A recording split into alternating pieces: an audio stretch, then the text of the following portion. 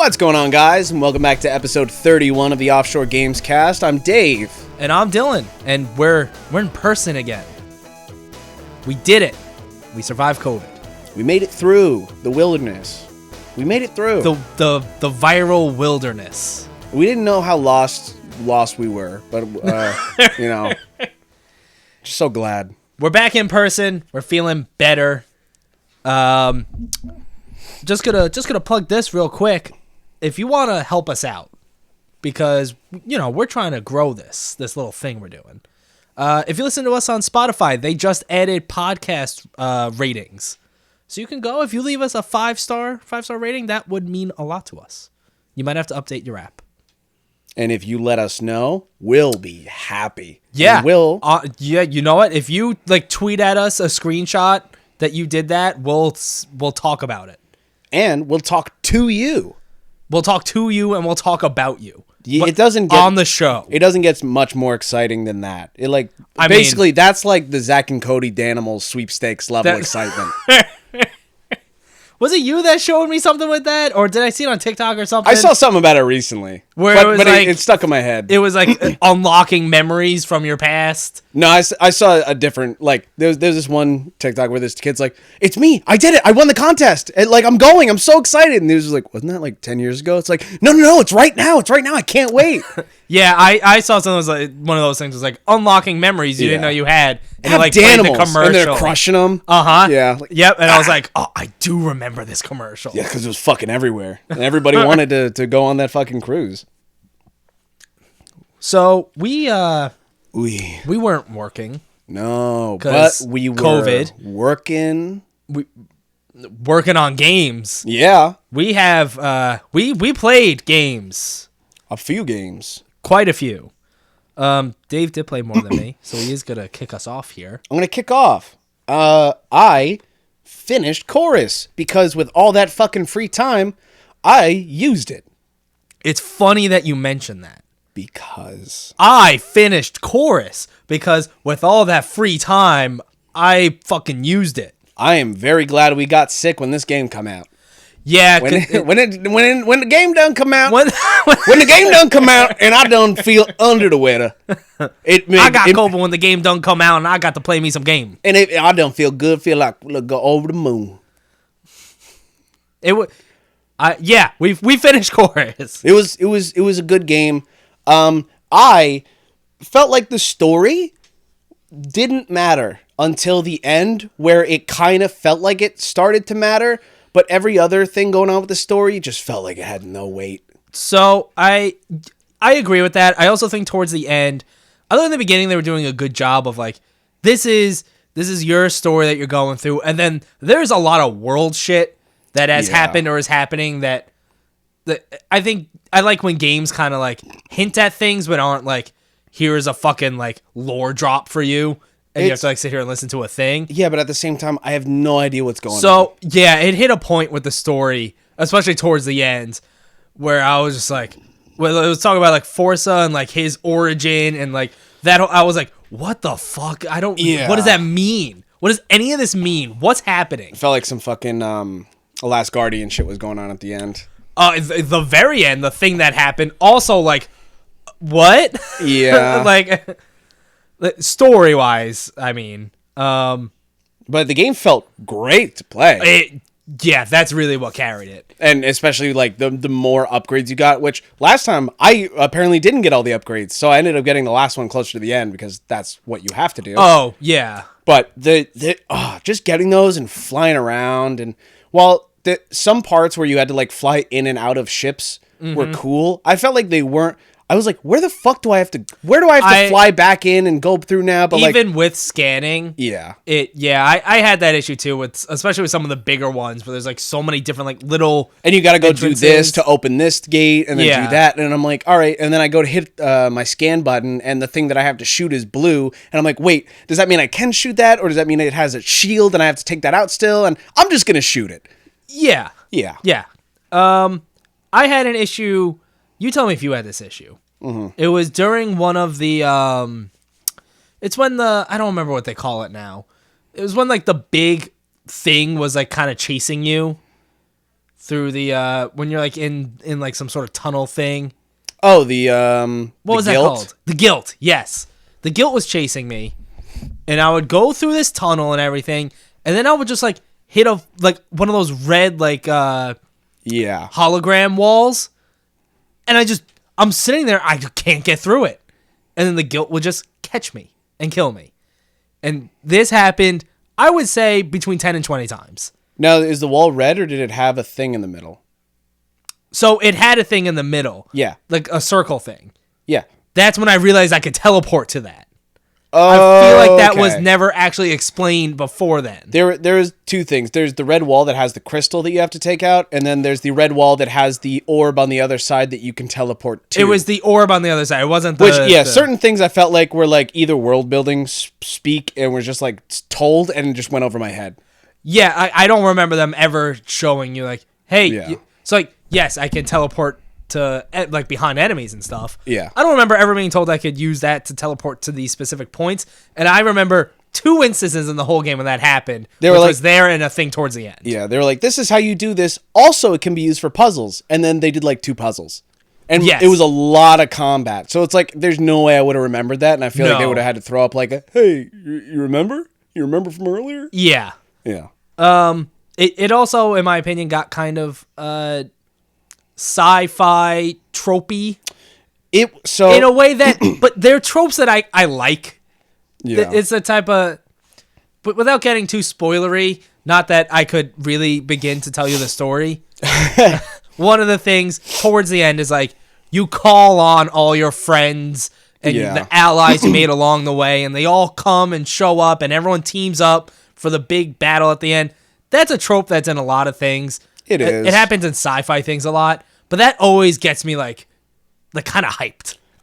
That part specifically, I'm pretty sure we mentioned it before, but do you remember in the Jimmy Neutron movie where specifically they all are flying into space, all their ships together to go take out like the big bad? What's the song that plays there? We're the kids of America. Yes, I do remember that. And that's what I thought. I was like, all of our ships are here, and then we're all like light speeding or whatever towards the warping towards our point. We're all just bouncing. It's like, that part felt cool. Yeah. And there was another thing I don't want to say because of like the very end. The final boss frustrated me. Yeah. Yes. Specifically, like in a way, spoiler alert. It's.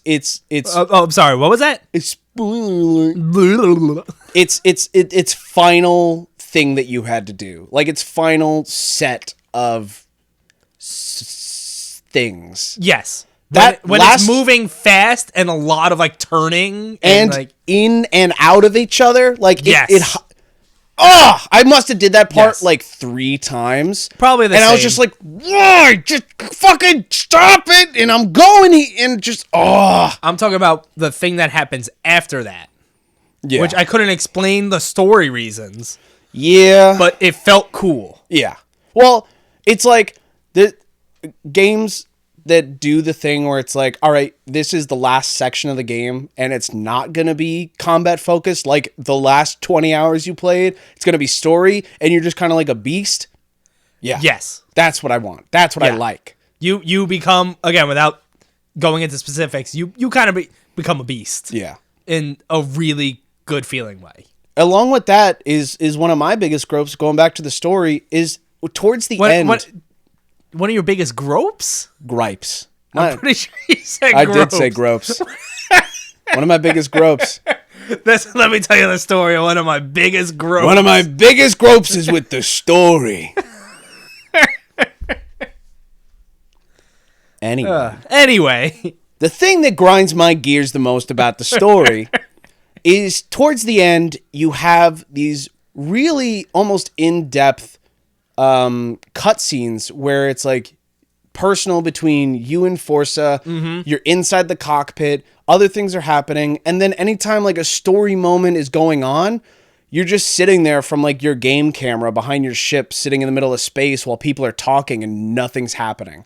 Yeah, there's definitely a lot of just sitting there. Yeah. And kind of waiting. To which if they did more of like a cinematic story way of like, instead of just floating empty in space, or so like here's a real cutscene where you're interacting with people. If they did the story more that way, I feel like it could have come across much better.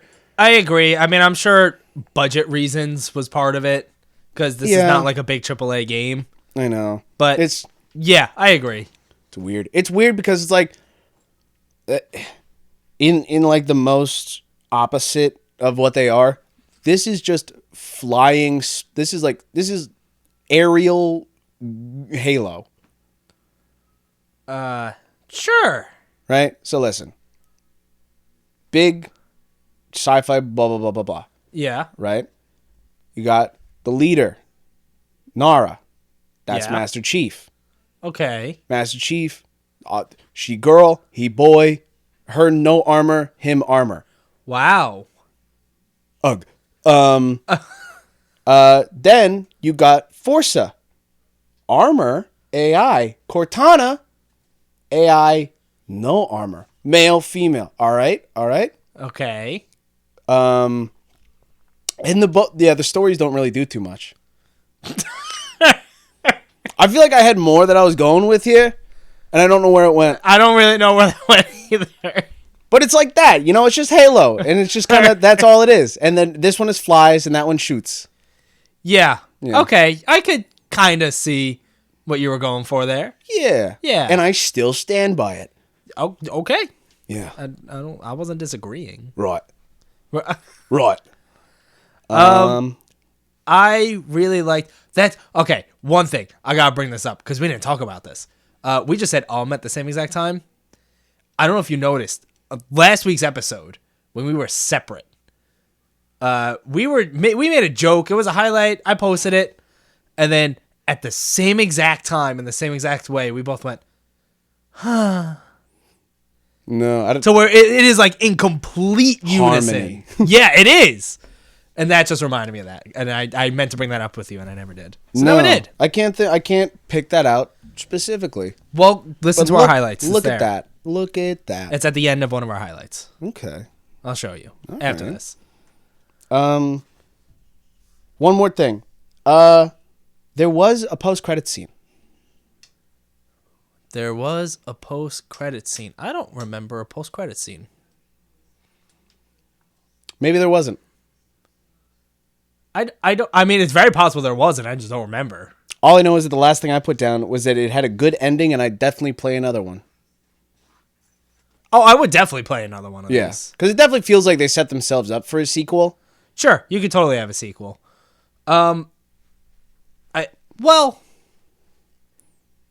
Maybe, kinda. It's like what they do next. You know? Yeah. Like, not like for the story itself, but like their next adventure. Oh, sure. Yeah. The storytelling I did like in this game was the side quests. Yeah. Because that was much more like, hey, you're this person that has like abilities and kind of in a role of power, and you're just like helping people. Mm-hmm. Like, it was much more meaningful. It was like, hey, we have this thing that you need to go save my brother from this gang. And it's like, yes, I understand the concepts here. Mm-hmm. There's no weird lore that's holding me back from understanding this. Yeah. And it's like some feel good or some like dark and kind of sad moments. Mm. But I definitely got more emotion conveyed. I didn't get emotional at any point. No. But more emotion coming from me from side quests than the main quest. Yeah. I mean, Sav. Yeah, we talked about that already. Who cares? It's early on in the game, so not really a spoiler, I guess, but yeah. Sav dies pretty early, and like that was supposed to be big for Nara, and like something she kind of kept going back to throughout the game. Yeah. It was just kind of like, it happened, and I was kind of like, okay. And I never like felt bad about it. Mm-hmm. I get it. What would you give it? I gave it an 8. I gave it a 7. I gave it an 8 just because of how it felt playing. It felt good playing, but I felt like it really lacked in the story. Totally. I agree with that. Yeah. Oh, does this make it my turn? I don't know what to do because you are down to 3 now and I have 5. Okay, you go next. All right, my next one is short. So In my free time, I popped in and I played some Halo Infinite multiplayer. Oh, wow. And how was that? I played one mode. Which mode? Fiesta. What is that? So Fiesta is kind of like, what would you call that mode? It wasn't party mode. No, it was a party mode. You had sticks and stones. That and wasn't they that. They may break your bones. There was gun game. It wasn't that. Shut up! I can't help it. Fuck you! I fidget. He's fidgeting. I had to threaten that's him. That's because I was thinking. When I think, I start fidgeting. Sharpshooter maybe. What? How does the mode play? Guns change. Gun game. No. So in the one mode in COD, every 45 seconds, everyone had the same gun. Every 45 seconds, the gun changed. Okay. In Fiesta, every time you get back into the game, you have a different loadout. Just and then completely random? Random. You could have, hypothetically, maybe an energy sword and a grav hammer at the same time. Hypothetically. Hypothetically, of course. I mean, it could be possible. I only played a few matches. But from Fiesta, what I did play, it was fucking so much fun. Because it's almost like throwing everyone on the same skill level. Because once you die, you drop your weapons. And then you just come back with different weapons. So it's like no one really has full advantage over someone else. Because you could always spawn in with the same thing that they have or whatever. Mm-hmm. So I was just doing a lot of that. And I really just like running around with the energy sword and the grapple, just running up to people, taking them out. And I never played a lot of Halo, and especially in like ones like this, it's weird playing a multiplayer game where it's like run, die, reload, but also like a little tactical, but not overly tactical. Like, oh, I'll just hide behind a corner and then pop out or do this. Like, not like camping though. Yeah, you're not actually like crouching there for minutes at a time. Yeah. Like, I'm going to get them. It's not like COD where I'm running out, dying, and coming back. Mm-hmm. But like I'm not being like tactical like Rainbow Six, but like I'm using knowledge and skill in like a random shooter, you know? A nice medium. That's Halo is, and I don't play a lot of multiplayer games, but with the free time, that Fiesta mode felt really good. And there were some games where I was doing okay for someone who doesn't play Halo. And I was like, and he's going pro. And I got a random headshot on some fucker. They well, I had a pistol, like the standard pistol, like not even like the good pistol, like just like normal military pistol. And this dude, I guess his shield was already cracked. He ended up backing into the hallway I was in. I got one shot off. It was a headshot, and he died. And then I was like, oh, I'll take that. I can see that feeling good. I was like, oh, fuck that guy. And I saved the recording so I could watch it again. Have you just been sitting there rewatching it? No, it was like, I was sitting next to my bud, and I was like, oh, did you see that? And he goes, no. I said, good thing I can fucking save this video. And then I finished the map, and I said, look at this. And I was like, yeah, that felt really good. But that, the multiplayer, I don't like some of the maps. A lot of the maps remind me of Counter-Strike maps. I don't like these kind of maps where it's like, in a way, objective-y. I like the standard COD 3-lane. But I had some good times. Go to A. Plant the bomb. Yeah, it doesn't sound fun to me. Run back to mid. They're all coming mid. It's going to B. Yeah, not like that kind of 3-lane. Oh. Yeah. Oh, I thought that's what we were talking about. No. All standard COD maps were like triple lane in a way. Where it's like, not in like that kind of way, where it's like, oh, go mid, but it's like, oh, go A, go B, go C, go do this. So you're basically playing a MOBA. No. Those are typically 3 lanes. Just saying. Yeah, but it still isn't the same kind of game. It just seems like the same exact thing. What does the M stand for? Is it massive or? Oh, I have no idea. I thought it was Massive Online Battle Arena. Major. Mobile Online Battle Arena. Pokemon Unite's on mobile now. Mortgage Online Battle Banking of Association. America. That's it. You want to go? I'll go. I got something fun. I played through the first episode of Alan Wake Remastered. Ooh. Did that on my birthday. Happy birthday. It's not my birthday now. Don't care. So yeah, I finished episode 1. I'm getting Stephen King vibes from this, like heavily. Yeah. Just from like the whole opening shot, and then you're playing as Alan Wake, and he even references Stephen King. Alan Wake is an author of like this. He's this horror seemingly book. That's Psychological thriller. Psychological thriller.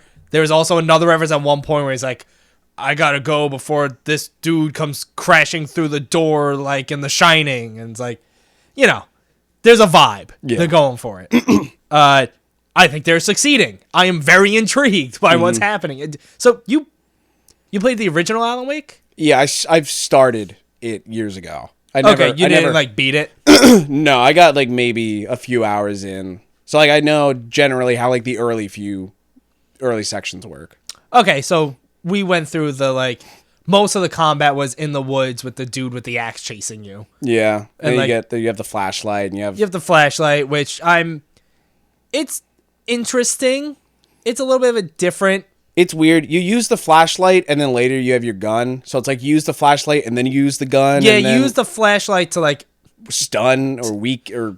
They're like kind of shadowy. Yeah. And then you shine the flashlight on them, and once you shine enough on them, it like brings them. It like makes them solid, and then you can shoot them. Pop, yeah.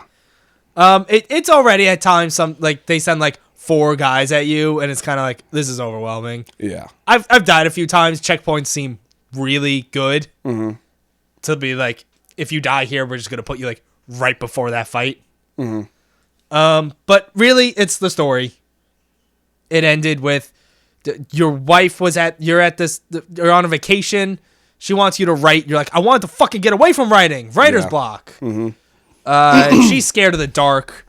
And you left because you got in a fight. And then the power went out. And then you woke up and you were in a car accident. And a police officer took you there. And there's no little cabin house thing.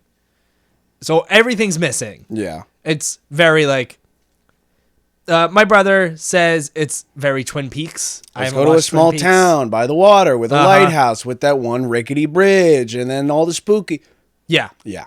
But it's the vibe I'm getting is that most of this game is going to be spent trying to decipher what's real and what's not, because it seems like the not real parts is him playing through this story that he wrote, like his new book, but he doesn't remember writing it. But it's like it has his name and everything on it. And he's like, well, I must have wrote this. Like, yeah, it's a whole thing, but it's fun. And I figured Alan Wake 2 was announced. Yeah, it's a bit of a slow time right now. I've played Control, so I want to be ready for it. You know, I always do it when the sequel is like an actual like month or 2 out. I'll go, all right, now is the time. Yeah, I mean, this is definitely early because. Yeah. Alan Wake 2, it didn't even get a release year, right? Did they say 2022 on that? I can actually check, so I'm sure I have that. I think it might have been 23.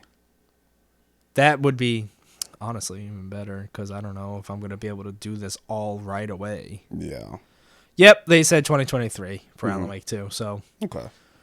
Not going to be rushing through that, but it was fun. Very intriguing.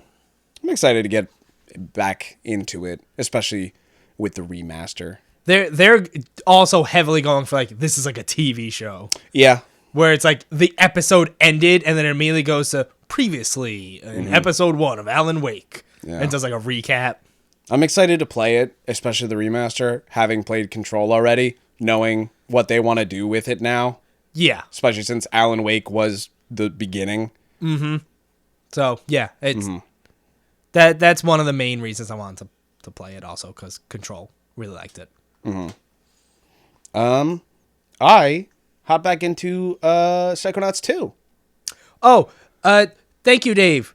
He gave me Alan Wake for Christmas. Well, you did. Yeah, well, you did. Yeah. I don't know why I'm discounting it. I don't know why either, because you did. It was wrapped up nicely and everything. Yeah, you asked for it though. I did. Yeah. But you got it. Okay. You know what? Yeah. Okay. Sorry. Psychonauts 2. So I only hop back into it, like, really started the game now. Like, I have gone and hopped back into my first brain, and, like, the story is really, like, the actual, like, plot for this game is going on now. And I'm hopping in, and I'm like, hey, big head lady girl, I'm a good psychonaut. I should go on this mission. And she's like, no, you're going to go on a training like everyone else. And he's like, okay. And yet again, because this is Psychonauts, every single adult is just incapable. Immediately. Is that far from the truth, though? No. Think about the amount of adults we interact with. Yeah. They're not very capable. No. No, I had to yell at my mom for half an hour fucking dealing with Netflix. Are you serious? Fucking, I'm screaming my head off because she doesn't know how to fucking delete the email that's already entered in. At least she was laughing back at me. So I'm hopped in. I'm doing some little training, getting through some stuff. I'm going through like the director's head, through her little classroom. But once that's done and I'm back in whatnot, I have to go start finding, because brains are being taken again.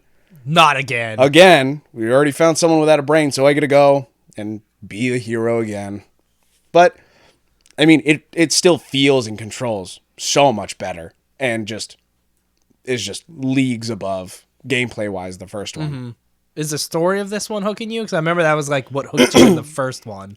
It's hard to say, because, like, the reason why I even started it, because my bud was like, oh, play it, we have this time. I was like, all right, you know what, yeah, sure, I might as well.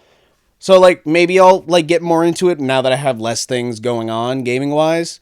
But, I mean, it still feels so close since I finished the first one. I like giving it some time, especially if I'm not, like, super hyped on it. And the way the fucking first one I felt towards the end. Yeah, it didn't leave the best taste in your mouth for the end. Yeah. But as hopefully things do slow down more, I'll hop into it, and maybe I'll really find my groove with it.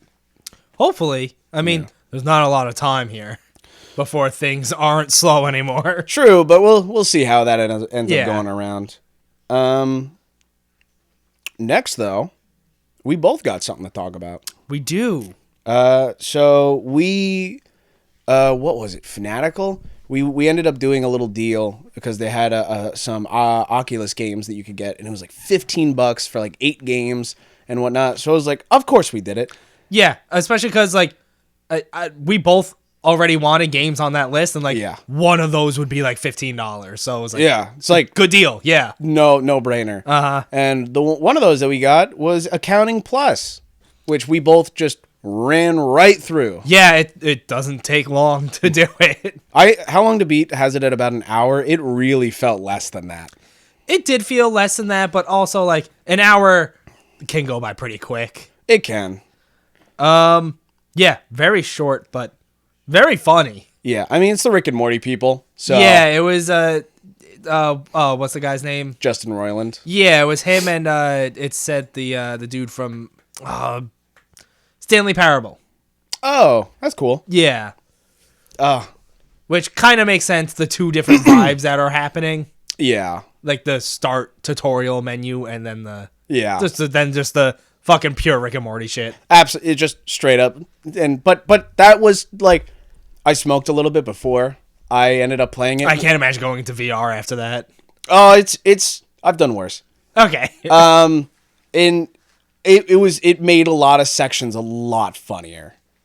Like, okay, some of it was already good. Like, I thought some of the comedy bits were funny, but certain parts were really funny because of that. Like, starting off, you have the one that I feel like most people know, which is the little dude sticking out the tree.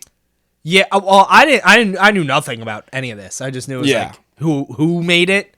Yeah, but yes, that's like the funny starting point. Yes, yeah, fuck you, what are you doing here? Leave me alone, stop, fuck you, fuck off. Oh man, that shit was getting me. So there's a birdhouse there. And you open the birdhouse, and there's just like a little seed in there. How do you open it? I stuck my head in it. No, I just like grabbed it. Oh, I didn't just like grab the door. What door? There was a door on the birdhouse. With a handle? I don't remember if it had a handle. It had enough of something for me to realize I could open it. I didn't open it. I just put my head in it. Like I phased through the wall and I just looked inside. And that's what fuck you. What are you doing here? Leave me alone. There's a seed and you grab the seed. He's like, that's my seed. What are you doing with my seed? Don't touch my seed. And then you throw it in there. There's just like a pot there. Yeah. And it grows a little something. But he's like, great. Now my seed's all fucking dirty now. Get the fuck out of here. It's the thing with this is like you're really only playing it for the comedy. Yes. Because what they do is they just put you in rooms in like spaces and you can just do things. Like you're not contributing necessarily to anything.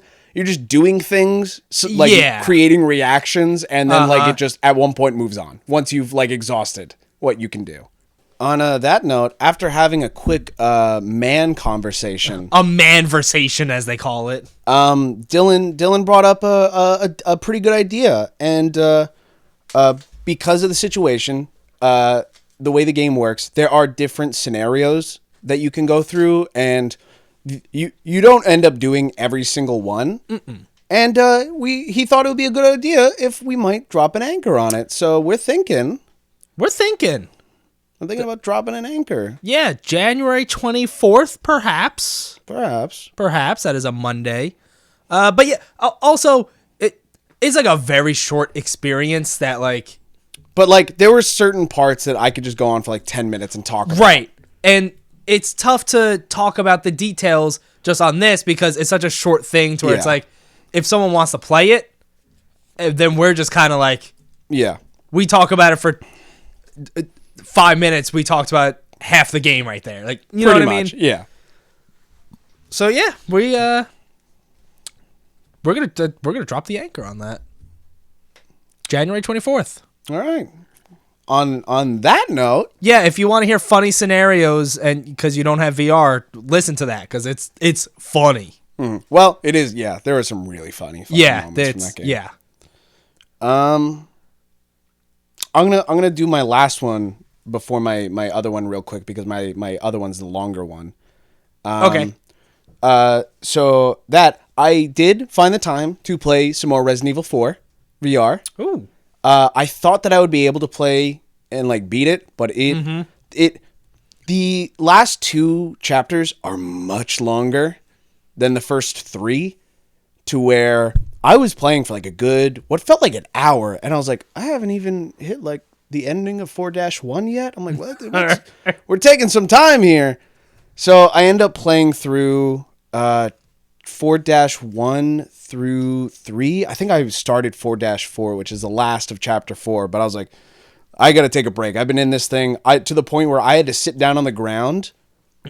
And like, cause you know how the Oculus does like an annoying thing, like you're playing a game, you take it off, you kind of have to like redo, like re-sign in and stuff. I didn't want to fuck my game up. So I took the thing off and I sat there and I just kind of like plugged myself in. Oh, okay. Sitting on the ground, but I couldn't do anything. So I was just waiting. So I kind of brought the goggles up above my eyes and I just kind of like looked at my phone through them, like down. So I was like, I'll just sit here and wait until it's charged enough. And after a few minutes, I was like, all right, we're back up from like 5 to like 30-ish%. I'll get up and I'll find somewhere to save. So I was like, there is not a single save spot near me. I'm fucked. I feel like the Ashley sections have not at all been a problem, like since starting with her. I mean, like we've kind of talked about, this game is probably a lot easier in VR than it was in because it's like, the original one is pretty slow aiming, like very... Yeah, it's a much different way to play. Yeah. But it still feels fantastic. It still feels great to play. Did you go through the castle? With the little short dude? So, I think, is my next thing that I'm going to do, is taking him out. Okay, but you've like seen him? Yeah. Yeah, I find him very entertaining. He is the... What's his face from Village, the fish guy? Yeah. That's his counterpart. Yes. Yeah. To which, as soon as I saw it, I was like, all right, you're the jokester. You're the one that everyone makes fun of. Yeah, that is like the character that when I think of Resident Evil 4, I think of like him in the castle. I'm surprised. Because I feel like there's so many other things that like. There are. That's Yeah. just like what has stuck in my head for whatever reason. Yeah, he's a little Napoleon. Yes. Yeah. Yep. But it's I do like that. I do like where the game is going still. It does still feel so good to play. The excitement for VR has kind of waned since getting it, which I'm not surprised that it did. That's how things go. Yeah. But it's also just like, I want to play my game, but it's like, all right, now I'm going to stand up. Yeah, it's not the type of thing that you're going to be like, all right, I have today off. I'm going to do this all day. And it's good for like jumping into for a little bit. It was the same day that I just finished accounting as well. So like I just finished accounting. Sense. I put it down. I came back. I was like, all right, I guess I'll play some Resident Evil. I was like, all right, let's go back in. Every time I do it, I make the same stupid fucking joke. Put on the goggles and step into the game. From fucking Ready Player One. Oh, okay. Right in the trailer in the beginning. Just put on the goggles. You step right into the world of the game. And I say it. I say it like such a douchebag too. I say it like a fucking like I just got out of my goddamn Sebring and I'm walking in and I'm about to do like a conference and I feel so powerful as I look over like the 8 people that showed up and I go and I'm holding like my new tech product and I go, listen, put on the goggles and step into the world of the game. And he feels like such a Chad when he does it too. And he puts it on and everyone's looking at him and it's just like, this is the most embarrassing thing I have ever seen. So I do that to myself. That's good. Yeah. And then I play the games. And then I put it down. I also did some more VR. I started Path of the Warrior. What's that? It's like if you took like Double Dragon or Streets of Rage and put it in VR. Okay, that does fit you. Yeah, it's a well, kind of. Yeah. I mean, I don't really like those old style beat 'em up type games. But in VR. But in VR, it's very different. So is that the one that's like straight up like could be a Double Dragon type thing? Like you can use knives and stuff too? Like yes. Can you throw them or no? So I've had mixed results with throwing things. Yeah. Like I would pick up like so the first really area you go into is like it's a bar. Yeah. And dudes just keep coming. Oh. Yeah. They keep showing up. I've arrived! I've arrived too. I'll have what he's having. There's a pool table, right? Yeah. And like I can pick up do the balls have like special, are they called something? Pool balls? Oh yeah, the billiard balls, and then you have the white ones, the cue. Okay. I was just picking up the balls. And and then like I They can were like picking up the billiards. I could hit someone with it. Mm-hmm. But I did try throwing them at people and it just kind of did nothing. So, but there's a boss and I'll get to the boss where the whole thing is you're throwing things at them. Oh. So yeah, it is very like you're just fighting. That's it. It is enemies are coming at you constantly. They like come through the roof or they just jump through a window or like any entranceway possible. Mm-hmm. So you go through like a whole wave of enemies. One of probably the more entertaining things is once you punch them enough, they get dizzy and you can grab them. And then there are special spots where like a crosshair will appear and you throw them there and something happens. Yeah, that's so, like, cool. You go in the back where the kitchen is. You're fighting in there, and you throw someone on the stoves, and then they're just, like, jumping around because they're all on fire and just, like, dying. Yeah. Stuff like that. Mm-hmm. You go through the waves of enemies, all of a sudden someone is crying out for help, like, oh, they're in the wall behind this poster, or they're in this trash can. You have to go punch the thing so you can get them out. They come out, and they have, like, dynamite, like a bomb, strapped to them, and to defuse it, you just have to punch it a bunch of times, and then it just kind of blows up, and everyone's okay. All right. So you go through that. It's like repetitive but fun. It feels good when like you find a weapon as you're walking by, and like there's like a plank in the alleyway with nails sticking out of it. And you just pick it up, and you're like, all right, who wants to fuck with me now? Yeah. Like who's gonna come fuck with me? Can you like? Is that something with physics that you can like toss in the air and like catch? I haven't tried that. I'll have to try that next time I jump back in. But it's not something I'm gonna. It's fast paced. Mm-hmm. A lot of enemies are coming at you at once, and it's a lot of like. So I'm moving around like with the joystick like a normal game, and then also like looking around and like moving my body around. Mm-hmm. It could be a lot, as in like motion sickness for me, because it's like a lot. I'm turning around a lot and actually moving in the game a lot, and it's one of the more fast paced VR games I played. So I went through the first level, and the boss was the coolest part, because the enemies start getting like, oh, this guy is putting up his hands to block. You need to wait for the right time, and it's kind of harder. Yeah. And I'm like, no, I just want to kick the shit out of everyone. Yeah. Then the first boss is cool. He like, it's just you and him, and he has a mohawk that is made out of knives, and he takes those knives and throws them at you. And then to make the knives come back, he like runs his hands over his head, and like the knives grow back as he does. Yeah. It's just visually cool. And the last thing, on his last knife, that's the one that you can like punch out of the air, and then you catch it midair and throw it back at him. Mm-hmm. And it felt good. You do that 2 more times, and more than 2 more times. But really? Yes, yeah. Ooh. He has like a whole health bar that is not just yeah. Also, a fun little thing was after that level, you go back to the hub area, which is the bar now, where you kicked everyone's ass, and there's just like mini games. Oh, that's cool. So one of them was like a punching bag. That's like an arcadey one, like an arcade machine at the bar. Yeah. I could not get the timing down for it. So Oh, I just kind really? of gave up on. Well, I would like go to hit it and like start to get it, and then just like kind of goes off to the side. Yeah. And it's like you have to do it enough times in a certain amount of time. I'm like, I can't. One of them was a drinking game where there's 3 spouts, like, you know, beer spouts in front of you. Yeah. And glasses will appear under one. You have to punch the top of the spout to make it pour the beer and then drink it. And you have to do 21 drinks in a certain amount of time. But you're getting drunk, and multiple glasses start appearing at once.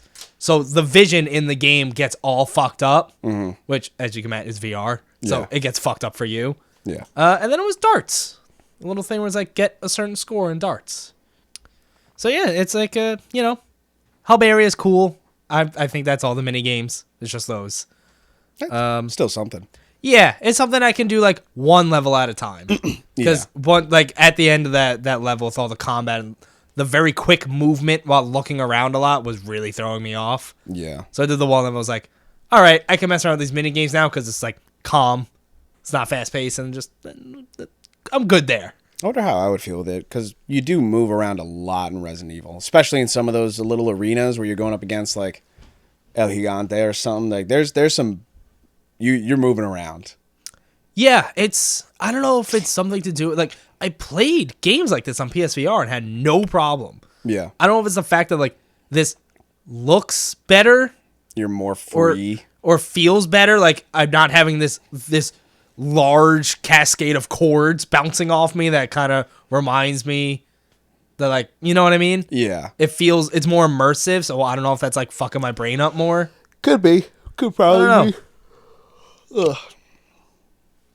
Path of the Warrior. That was it. That was my last game. On to my last one. I played through the Pedestrian, Yeah, you told me about this. which was a pretty well-known game when it came out initially, but I ran through it these past few days, and you know, I love me some puzzle games, but I was not expecting to enjoy this one as much as I did. It's cute little thing that it's got going on is you play a little nondescript like male or female street sign character, and you are going from street sign to street sign, like throughout a whole bunch of different locations, from like a subway, an alley, a campus, all these places, and solving puzzles by connecting the signs together in all these different ways to try to solve whatever puzzle is inside and like get to the end of it and move on to the next sign and go through all these levels. And at certain points, like some of them are really easy and fun and just kind of like there to like propel you along and feel fun. Like here's one little sign with 3 little jump pads that have a little higher point to each one, so you're just like boing, boing, Just boing. kind of platforming up it. Yeah, so like just fun little platforming, and then you get back into the puzzle section where I literally sat there and my bud came in the room and he's like, "You good?" And I'm just like quizzically staring at the TV, like my finger, my thumb on my chin, and I'm just like thinking real hard. I'm like, how the fuck am I gonna get past this? Like, I'm staring at all the different signs. I'm like, all right, if he's here and I bring him here and then go down this way, I can do this and go up here and then go back this way. Fuck, no, I can't do that. If I shit, and I'm just staring. I'm like, how the fuck? Some of these puzzles are really smart. Like, really smart. Like, I'm happy to say that I only really needed a walkthrough for like maybe 2 or 3 parts, but like, damn, those are some puzzles. Did it ever get to the point where you got like frustrated with it? Because I've definitely had that point in some puzzle games. I don't necessarily think so. There's one point at the end that took me a little bit to get to. Like the final section, I needed to walk through the most, but the final section is a different story. Okay. So I'm playing through the game, and it gets to, I think, about the second section where like it really starts to fall into place, where I come across this one sign that has a whole bunch of post-it notes and different doors leading to different directions. This is like your first of your main big puzzles, where you have to go collect a few like objects to finish the puzzle that like the main room is in before you can move on. So I'll come to this one sign, and it has this little like portable thing connected to the bottom as like a battery pack. Like it looks like a little PDA or a Game Boy. And I can go through the bottom ladder of the sign into the Game Boy and like take an object and go place it in one of the slots to give it more power, because I need power for this thing. Okay. And then I go through and I do another puzzle, and I come back because I need a spring so I can attach, or a wire so I can attach this node to this node so that has power. Now I got to get up here. I can't get up here without like a box to stand on. I got to go do this puzzle so I can get the box. And then I got to go do this puzzle to get the key. It's the thing where you have to like keep going to do one thing to progress further, but then you need to go do the other thing. Yeah. So yeah. So it's like that. So I'm going through, I'm solving the puzzles, and that's pretty much the entire game till the end. At the time that this is all happening, it took me up until like the second or third section to realize just how much detail is in this game. You're playing on signs, different signs, street signs, like even pieces of paper on a bulletin board, and all this. You're playing this little character going around, and you don't really realize how much is in the world behind you. Like behind the signs. Like I am on a street sign hanging from like a stoplight post above an intersection in the middle of a city where there are cars and trucks and trees, and there's buildings, and there's all this happening, and you're moving from this sign and you're going inside this building to this sign, and it's like flowing and like swooping over with the camera as you're going like throughout this sign, and you're coming over here and appearing in this one. And it's just bringing you all over the place. And the world is just so detailed and expansive. And you really don't realize the effort put in. Like, oh, this is a little puzzle game about signs. I don't think about the dude making trucks or giving it the AI to go around in circles, or animating the trees to shuffle. Like, there's just so much more going on. And it all looks so pretty too. Like that one... fucking the one city section. It looks like the one, is it New Donk City from Mario? From Odyssey, yeah. That's what I got from it. Everything was like cars were moving fast. It kind of felt like a New Donk City in a way.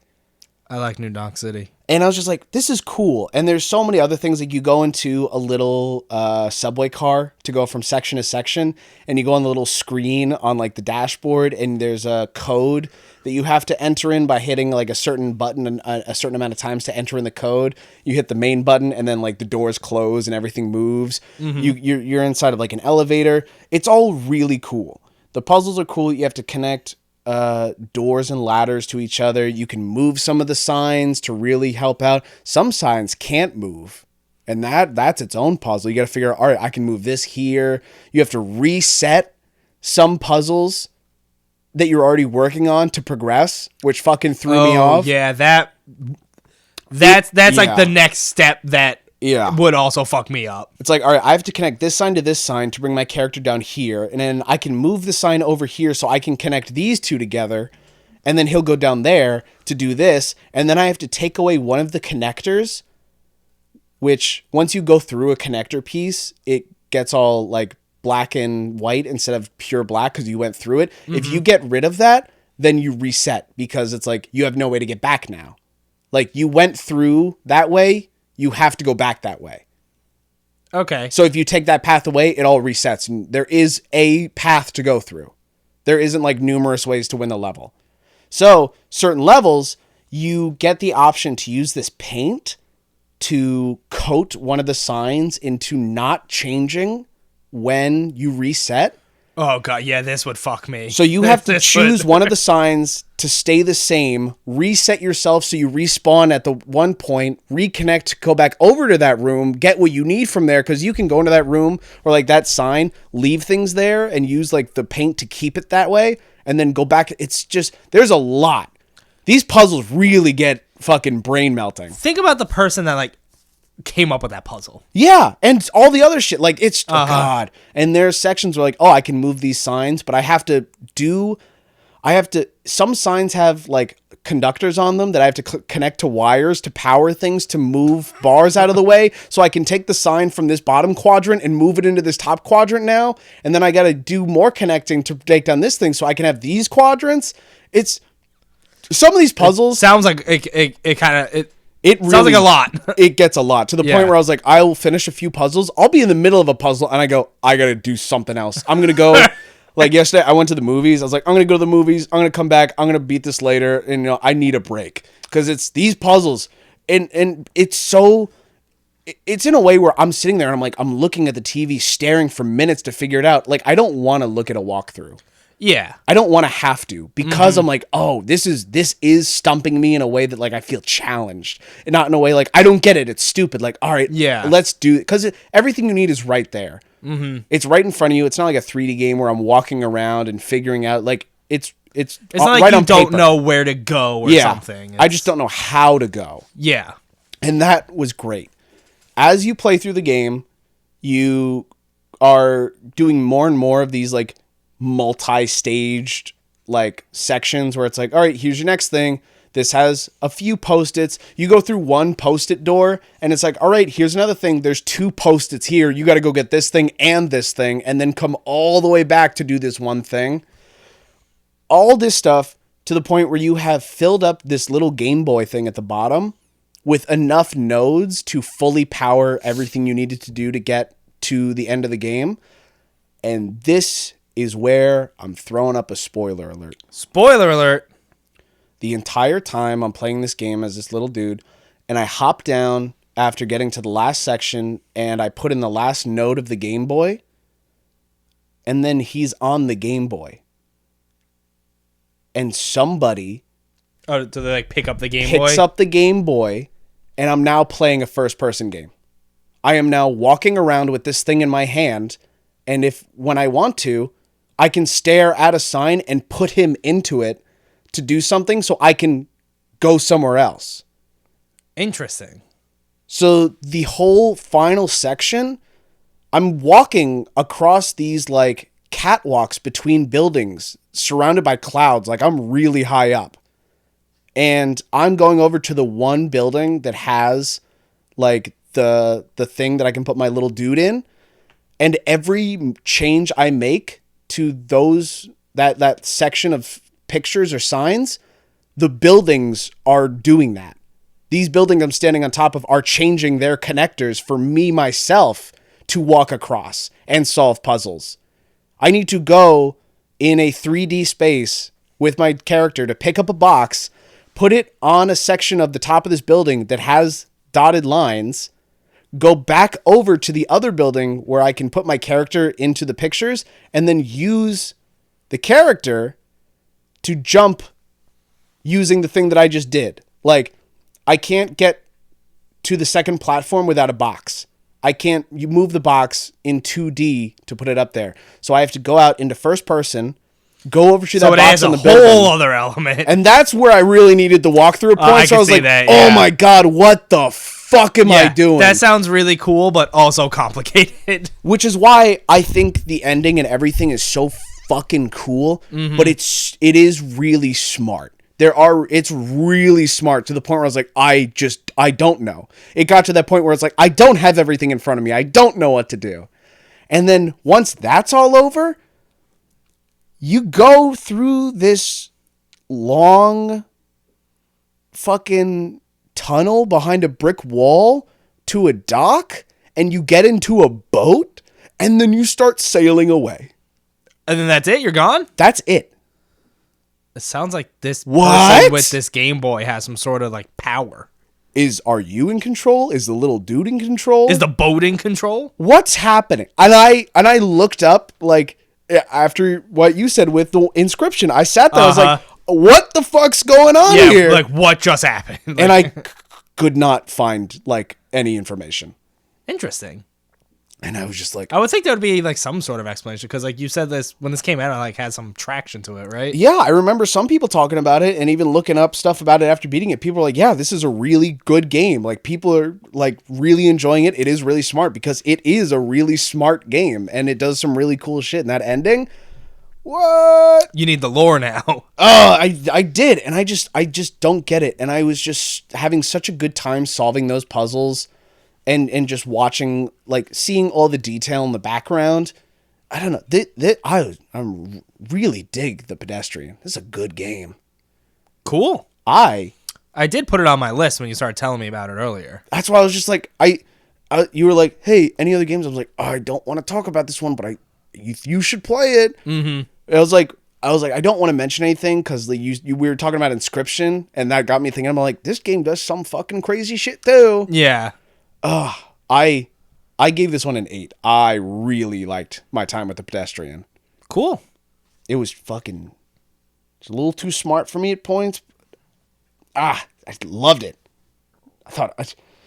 It's... I don't know. Like, I can't... I'm so confused, and I want to know more. Yeah, the way you're talking about this and, like... how you are, yes, it is totally how I was with Inscription. Yeah. Like, yeah, same vibe. Yeah, absolutely. Which I was like, oh man, cool, mm-hmm. This is my Inscription. I found it. You did it. Yeah, and I was like, what? Even though this game is like 4 hours, it's short. But still. Yeah. Yeah. That was my last game. We did it. We talked about games for about an hour. Yeah. And now we're going to talk about news. News. There was more news this week than there has been all year. Yep. Let's talk about Days Gone real quick. I had a feeling you were going to talk about that. Yeah, just because it's interesting. Yeah. Jeff Ross, the game director, says that Days Gone was treated differently. Yeah. As in, so he says, according to data, that Days Gone sold approximately 8 million copies. But management... all this is coming out after all this praise that Sony and everyone's been giving to Sucker Punch and Ghost of Tsushima on what, 8 million. 8 million. You're right. And so, as yet again, because this happens every few years, which I'm a little biased on Days Gone, my opinion. But every few years, it seems like something comes out where it's like, you piece of shit. Uh-huh. Which, if the game did sell 8 or 9 million, however the number is, because even the dude himself is getting information off random websites. Yeah, he said based on, like, what he knows and, like, things he trusts and... Which it was like a random trophy citing website or something. Yes, but it was more than that. He said he compared it like anecdotally and like used past references that he knew was accurate. Mm-hmm. He said it might be like 7.8 million or 8.2 million, but it's in the 8 million range. Even so, even as like Bend a first party studio? I think so.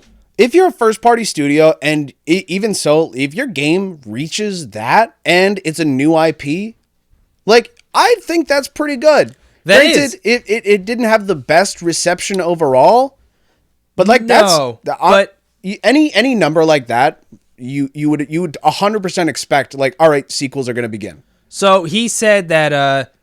So first off, he did say that this was mostly directed at management at Ben's studio. Yeah, and that, like, that's what this is. These are the people that he had the experience with. Mm-hmm. And he was saying that, like, higher ups, yes, they care about review scores, but, like, the sense of disappointment and the attitude towards Days Gone was not about reviews. It was strictly sales. Yeah. Which, like, you know, then you see Ghost of Tsushima praised so much. It's like, well, what the fuck? Yeah. What about our game? Which, I didn't play Days Gone, but based on what you told me, based on what I read, and I've played Ghost of Tsushima, like, I'll play Ghost of Tsushima any day over Days Gone. I feel like it's so complicated because I really enjoyed Days Gone at first, and then it just kept going, and it just kept going, and it got to a point where I needed to take multiple breaks. Like, I am surprised that after, like, months of sitting down, I even went back to even finish it. Like, it had some moments, and it really faltered in others, but I feel like I would definitely have played a second one. Sure, but even, like, outside of the quality, it's just, you know, mixed, different feelings towards the same accomplishment, you know? Yeah. Like, 8 million copies, like you said, regardless of mixed review scores, that's a lot of copies. Yeah. And then a lot of money. They could always do the thing, too. It's like, oh, well, Ghost of Tsushima did it in, like, 2 years. Like, it took you how long now? And people don't really like your game? Sure, but it was, like, still a relatively quick amount of time. It is. It's not like the game came out, like, 15 years ago or something. I know. And they were going to work on a second one, too, and then that got scrapped. Yeah, that ain't happening. But now they're doing a new IP, so... Right. Yeah. We'll see how that goes. But just interesting. I like hearing these, like, inner workings, you know? Yeah. Interesting. I got some more Sony stuff.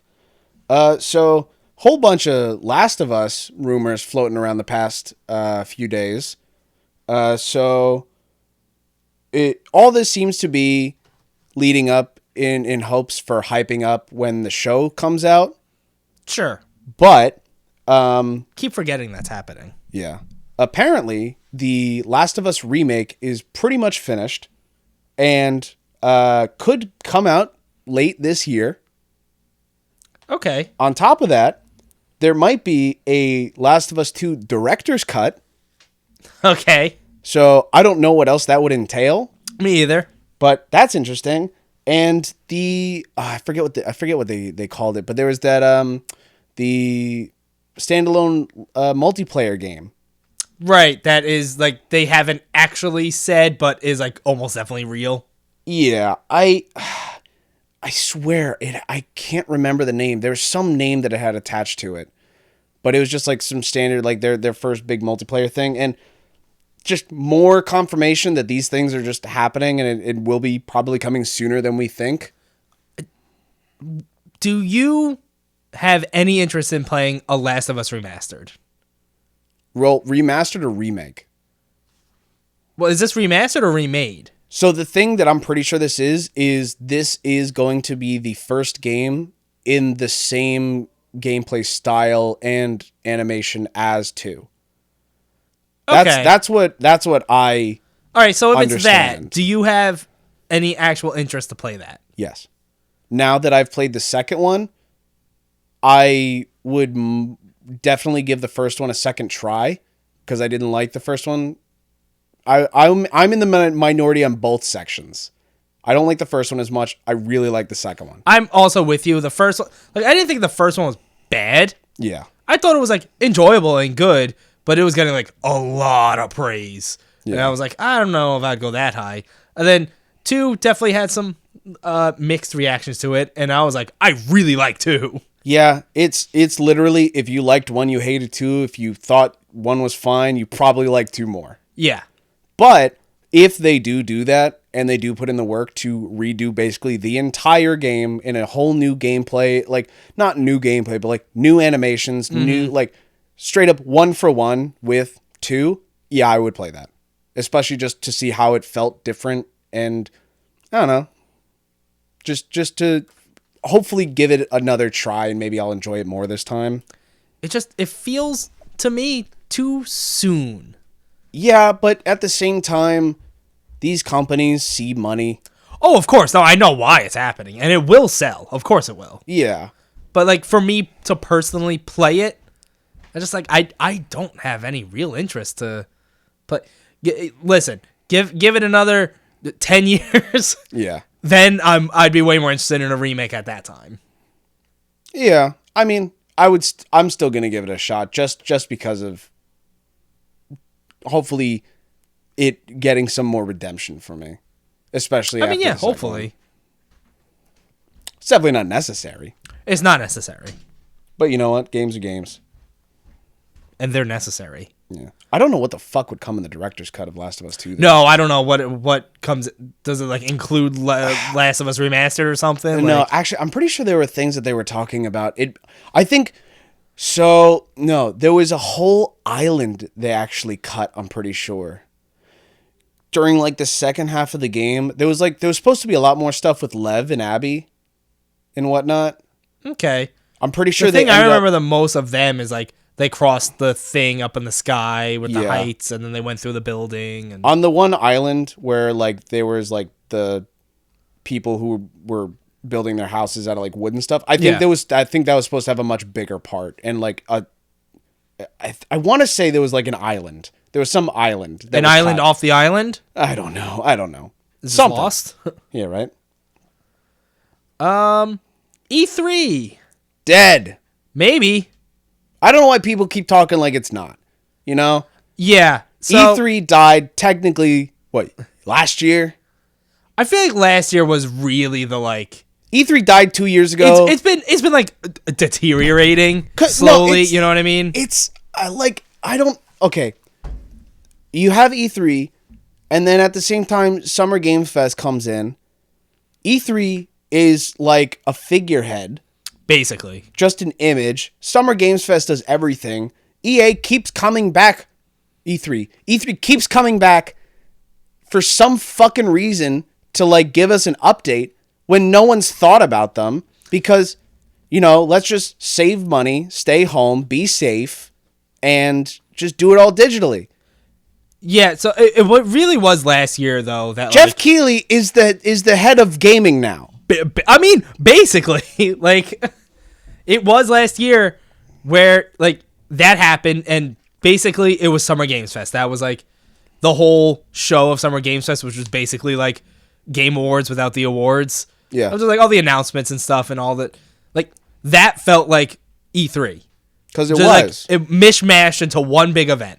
Because all it is these companies partnering with E3 to show all their stuff at the same time. And so you know what they're doing? They're partnering with Summer Games Fest to show all the shit at the same time. Any of the conferences that were not part of like the Summer Games Fest presentation that were just like, hey, here's Square Enix's. I don't think they had one. Capcom had one. Yeah. E3 conference. It sucked. And it sucked. And it wasn't even like an E3 thing. They were just kind of being there. Yeah.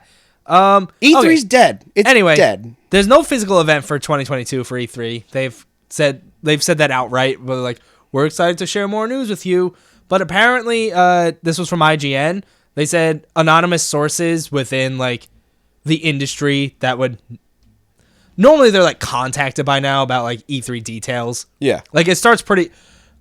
Okay, so there's one thing. Apparently, the building where E3 usually is, or something like that, like. It's like right after E3 happens, it's already on the schedule, like publicly for like, all right, here's next year. And that like never happened. Yeah. And people in the industry anonymously spoke with IGN and were like, normally by now we're hearing things. It is like noticeably dead silent on like even a digital event. Like we're getting nothing. Yeah. Which maybe they're changing things, but also like they're just slowly disappearing. Yeah. Pretty much. I wrote down, seems like E3 is officially dead, giving up on 2022. All hail Lord Jeff. Yes, all hail Lord Jeff. Pretty much. Yeah, pretty much.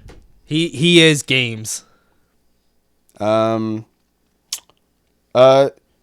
is a fun segue, but Jeff Grubb came out talking about rumors about the sequel to Jedi Fallen Order, and that it apparently will be revealed before E3.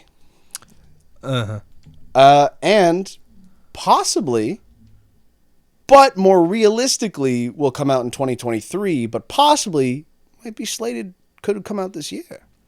I never finished the first one. I did. That's so fucking funny that I just find that, you know. I just kind of fell off it. I got kind of bored with it. It's the only Dark Souls game I beat. It's the only Dark Souls game. Yeah, it's much easier than those games, though. Yeah. It's much easier. Yeah, I just kind of got bored with it. The story wasn't doing anything for me. Yeah. And the combat was just kind of like, I was starting to get kind of done with like, go through the level, and then you have to go back to the entrance, so like you kind of have to go through the same areas again. Yeah. It had a little too much of that. I was just kind of like, you know, I got my enjoyment out of this, but I would play a sequel. I really liked it. I don't really care for Cal as a character. Like, Sure. At all. Yeah, like there was no connection there to him or the story. I mean, I think the sisters were really fucking cool. You say I don't remember any sisters. The second sister and the ninth sister. Weren't they all? Yeah, those were like the bad people, right? Yeah. Yeah. Yeah, I like them. But I would definitely play a second one. I would play a second one too. Yeah. Question Games is making a South Park game. So this is apparently mostly made up of ex-BioShock developers. And they posted a job opening saying that they're working on for I think it was a lead developer or lead designer, something, for a new South Park game. But we don't know. So South Park Studios, like internally, has already been like, yeah, we're making a game like ourselves. We're not using another studio. Yeah. So it's unclear if they're like helping with that, or they just have a whole other South Park game being made. Interesting. Yeah, it is interesting. I also, like, is South Park still, like, big?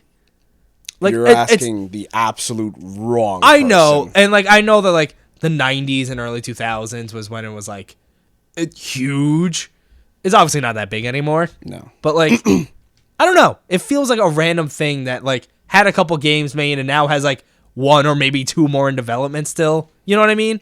Yeah. It seems like a kind of random IP for that. I don't know. And I enjoy me some South Park. I mean, I haven't watched in a long time, but with how recent The Stick of Truth and The Fractured Butthole came out, it still feels, I guess, like, you know, things are going good enough to warrant. they must be, yeah. I mean, I am definitely out of the loop. So I really You're don't know. you're not in the South Park newsletters. No, I remember my first episode of South Park I've ever seen fully. What was it? Eat, Pray, Queef. What was that episode about? Was it I want to say was it the one where Wendy? I think it's Wendy that keeps queefing or something. something. Or they all are. Yeah, it starts a trend where they all start doing it. Yeah, based off Eat, Pray, Love, the one book. And I remember watching that on SouthParkStudios.com. Yeah. Because my dad would not let me watch that show whatsoever. And for some reason, I think it was just like the most recent episode. I just said, fuck it. Like, that was the first. I clicked on it and I watched it. I said, I was like, that's like, I had fun, but I was like, I don't know if I get it. Like, I don't know if South Park is. It's definitely, if it's not right up your alley of sense of humor, it's not gonna land. Yeah, there's definitely not. some episodes that hit more than others. Sure. There have been times like I went over to a friend's house and I ended up just watching, I think, season 9 and 10. Okay. Just the entire seasons That's for a lot of some South Park. reason. And I was just like, all right, you know, some of these are funny, but like I still like, I'm only watching bits and pieces. Sure. Yeah. What were we talking about? That South Park game. Right. That was it. We're done. So studios making things, not making things. Apparently Lucid Games is not making the new Twisted Metal reboot coming from Sony. Yeah. That is now going to be Fire Sprite. The one studio they just picked up recently. Right. Yeah. So they're going to be the ones taking over the or as sources say, taking over the mantle of the new, which I'm not sure why they would change it. I guess maybe they weren't happy with the way things were going. I mean, I don't care about Destruction All-Stars. No, me either, but I'm like, depending on what they do with a new Twisted Metal game, I'm like, maybe interested. Yeah, I played some in the past. They weren't really crazy anything to me. No, me either. But like, if it has some sort of like campaign or something, I'll be like interested. Yeah, or some sort of career. I don't know. Yeah, I don't know either. I need to see what it seems very early, so I don't think we're gonna get anything anytime soon. But Played a lot of Twisted Metal. I had one on Game Boy. I don't remember which one that was. Not a Game Boy, PSP. I don't remember which one that was. That makes sense. There was the PS2 one. Played a decent amount of. I have Twisted Metal Black. I got that at a Five Below. That wasn't the most recent, was it? No, because then they also did that was a PS2 one. Okay, that was a PS2 one. There was one on PS4. Just so angry. Damn it! I want to say there was something, wasn't there? Well, I thought there was one that was just like straight up called Twisted Metal. Was? I feel like that was the last one. Or did they throw the dude? What's the dude's name? Which dude? The clown? Yeah. I don't remember. Ice Pop. It's not Ice Pop. Popsicle. What is his name? Sweet Tooth. I was kind of close. I think it's Sweet Tooth at least. Yeah. Popsicle. Yeah. It was PS3. But it was just called Twisted Metal. Okay. So at least I got that part right. So that's happening now. That's happening now, yeah. Intriguing. Also something that's apparently happening now is Mario Kart 9. Yeah, with a brand new twist. Yeah, which people really hope it's not Nintendo Kart. Oh, like welcome to not it's everybody now. Right, like Smash Bros for Yeah, I mean, I don't think that's what it would be because every Mario Kart kind of has its own thing. You know what I mean? Like Double Dash has the 2 drivers. Yeah. I don't remember what was after Double Dash. The Wii one. Motion control, I guess. Yeah. And then the next one is when they started to add that like hang gliding or like going underwater and different gravity shit, I think. Like honestly, if their new twist that they're doing is just them making a new Diddy Kong Racing, then yes, I'm all for it. I don't think that's what it's going to be. I don't think so either. So they should put whatever they're doing down and make a new Diddy Kong Racing game. Well, it could be teased this year, according to this rumor report thing. Whatever, man. So, we'll see. I do not keep track of Nintendo whatsoever because it feels like it takes them like 30 years to come out with something.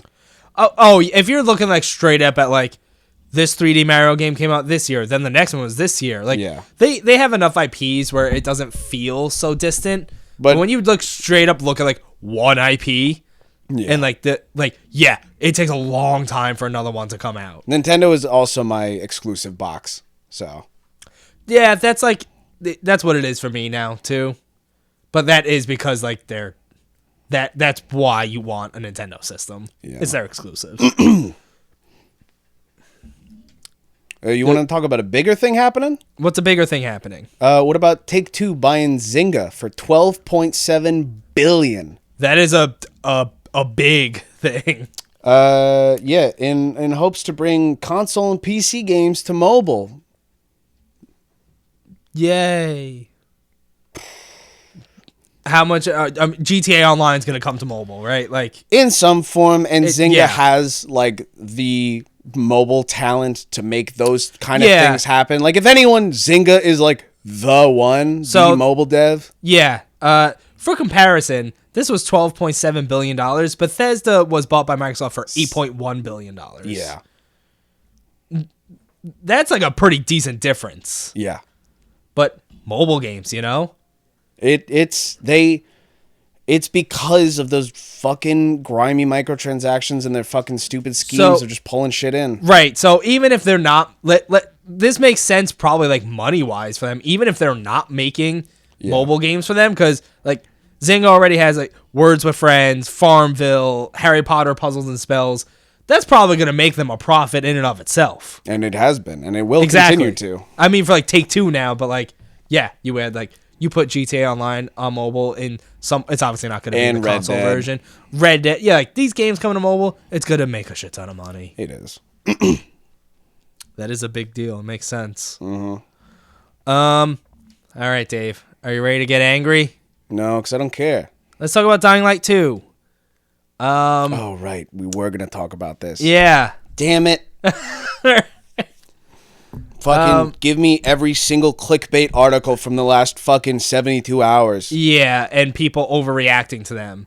So Techland put out a tweet basically saying to 100% complete their game, it will take over 500 hours. And to which in the past they said you will only get about like a quarter's worth of like shit through playing the game once. Right. So like this is just being more informationable about like something we've already known. Right. Informationable. People saw that and thought like it's going to take 500 hours to beat the game.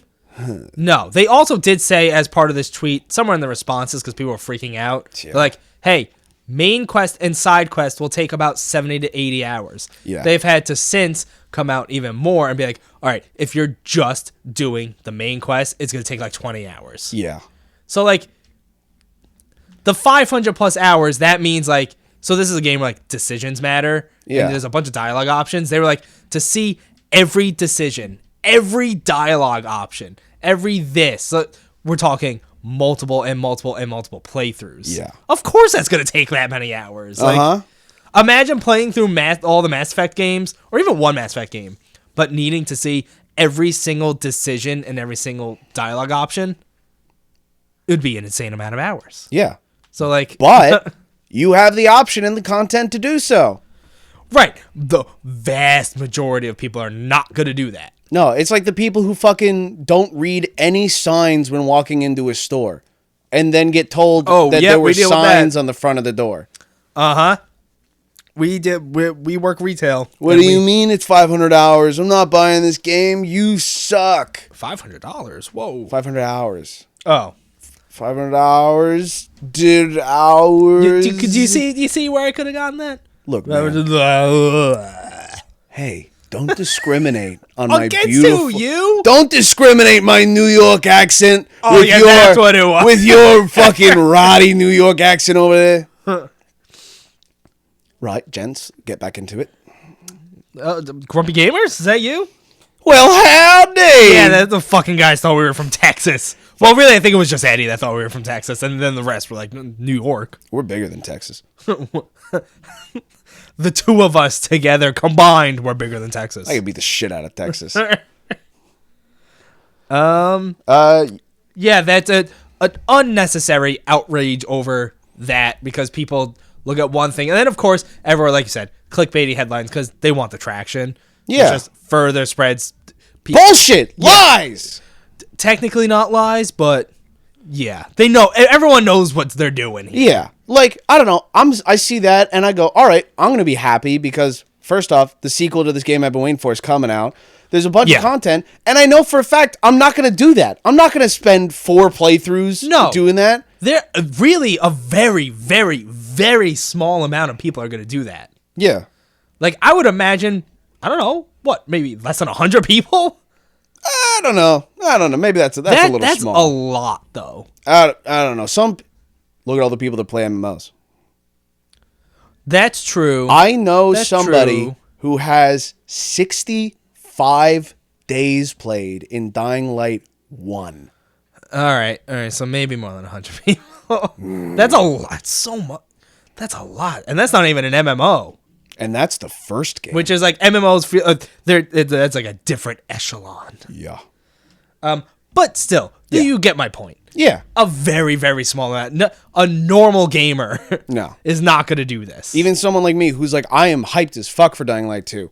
I will play it once through, and I'll do like every side quest and everything that I can. Yeah. And then I'll just kind of just play it, and then maybe I'll start a new game one day, but I'll probably never go through it like fully. Right. Well, and we both have that mindset for the most part, where it's like, played through this game, this was my story, my experience, and like, yeah, exactly. Mm-hmm.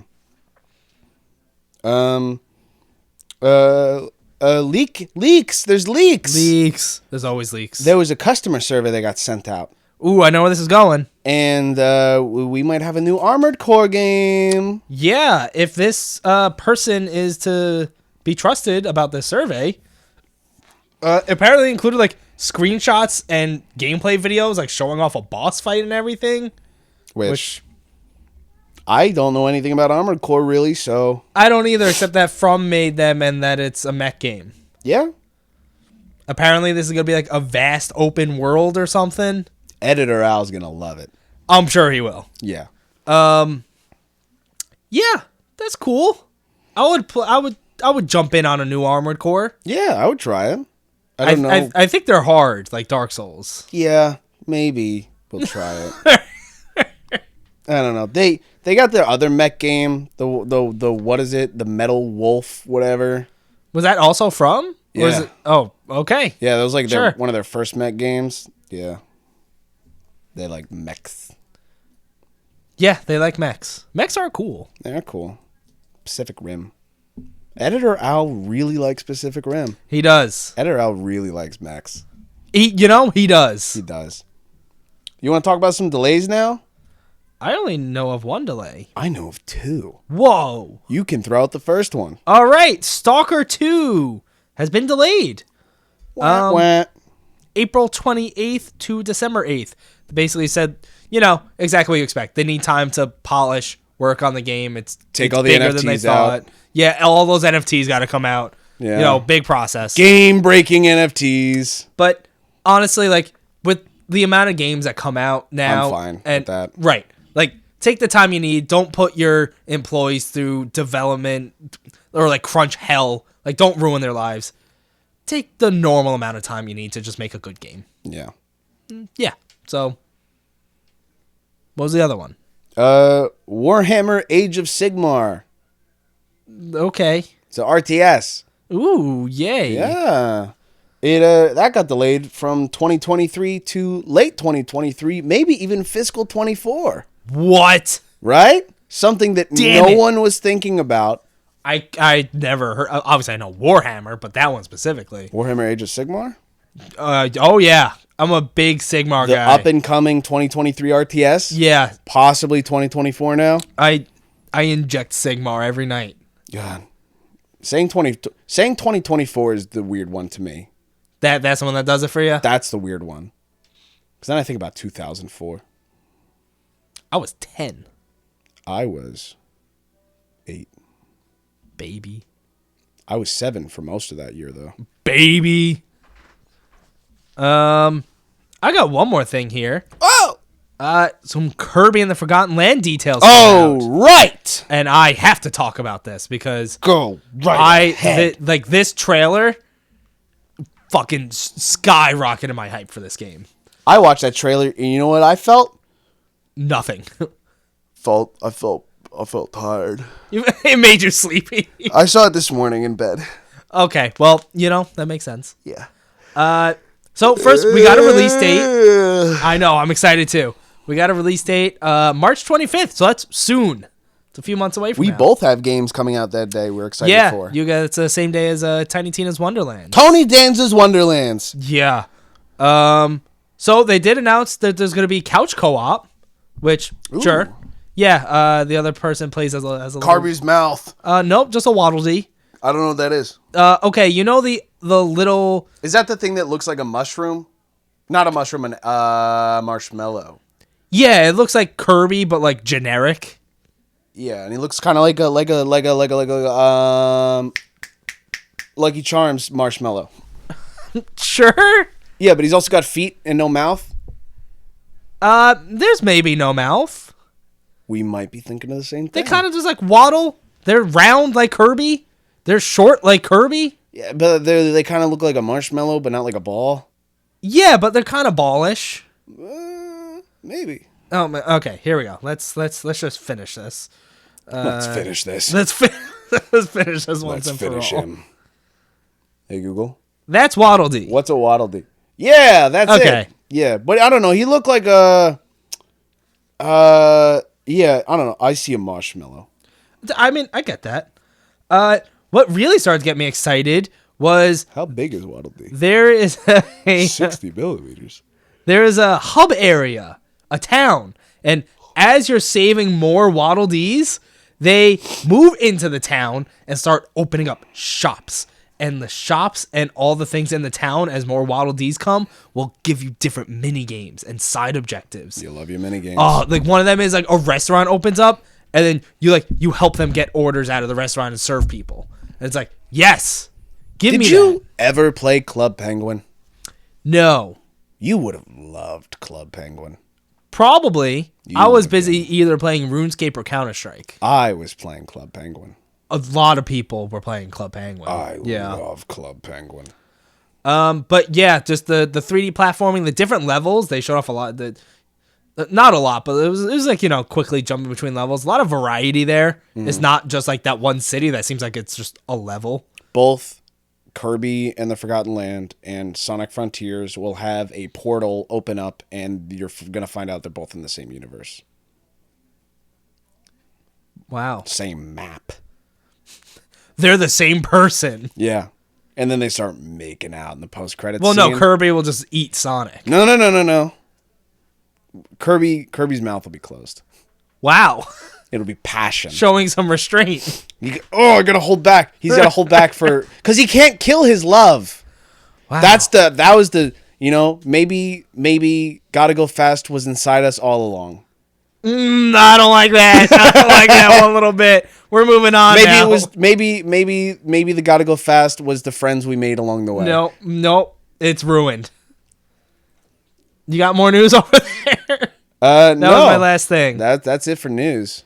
Notable game releases? Notable game releases. We got 3 coming up. Well, I have 1. Starting today or yesterday, January 12th, PUBG is free to play. Oh yeah, I saw that, and I saw the headline. I didn't really look into it because I don't care about PUBG. Yeah, but I saw the headline, and my thought was, it's not free. I spent $20 initially when I wanted to play. So I get that initially, especially like before battle royales were really like, because this is like the thing that started it.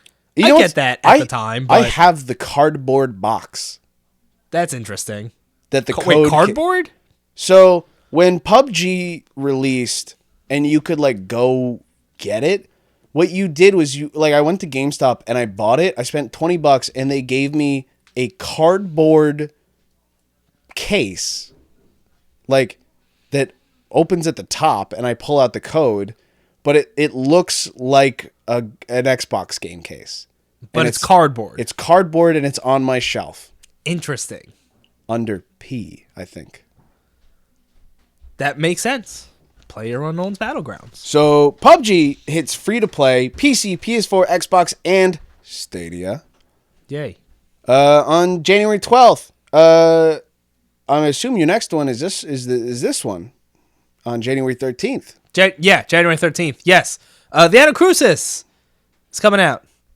For PC, Xbox, and Xbox Series X, coming to Game Pass day 1. Yeah, we're probably going to play that this week. I think we will. And January 14th, coming to PC, we have God of War. Oh, yeah. So now everybody can play it on their ultra-wide monitors in 8K, and they could look at Kratos' balls. Well, someone will mod it. Yeah.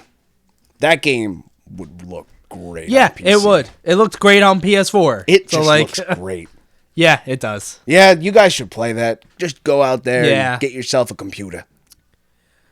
Or a PlayStation, Yeah, but we're not talking about that. We're talking about the PC release.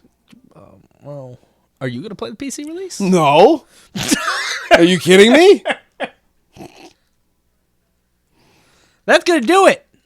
I want to say right now, by the time this episode comes out, we will have officially passed 1,000 downloads. Oh, yeah. We're not there right now, but when this episode does and we get that first initial wave of downloads on a new episode, we will be surpassing that. So, thank you right now to everybody. You're going to get an early thank you here and another one next week. When you're listening to this and you see the tweet where we say thank you again, just remember that last night or the other night or last year or whenever this Last happened, year? I don't know. What if someone's listening to this a year from now? Hi, John. So you don't know, but we thanking you right now. Yeah, thank you. Seriously, this is the number that feels like significant. You know, like 500 was cool. Yeah. 750 was cool, but like 1,000 in 7 months, 7.5 months. That's like 1,000. That's like a big number. That's 4 digits. Really awesome. Yeah, really cool. Thank you for all those that have been supporting us early on as we're kind of figuring this out. And I know I say this like every week, but there is fun stuff coming. I know. More stuff. It will come eventually. It will. It's gonna happen. Yeah. We just got to put some spit and grit and blood. Hopefully not blood. Or I'll also get hurt. hopefully probably some grit, but hopefully not get hurt. Spitting. I will spit. Building. I will get hurt. Is gonna happen. Don't get hurt. I can't. Why? I don't know. It just happens. Thank you, everyone. We will see you next week. And then also a week and a half from now for our Dropping the Anchor on Accounting Plus. I hope you all feel better. If you need to. Yeah. We felt better. We feel better. Yeah. Goodbye. Good night.